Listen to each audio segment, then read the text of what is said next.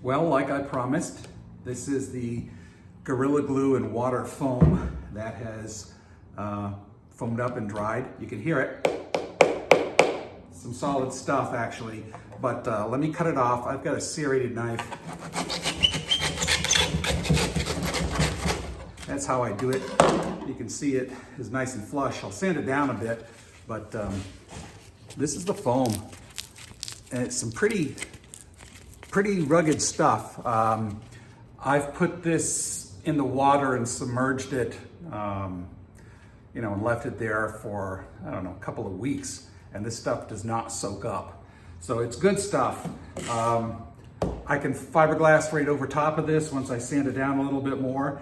And I gotta get the areas on these cathedrals that are getting kind of worn down, and I'm afraid might get some holes in them, but otherwise I think they're gonna be good.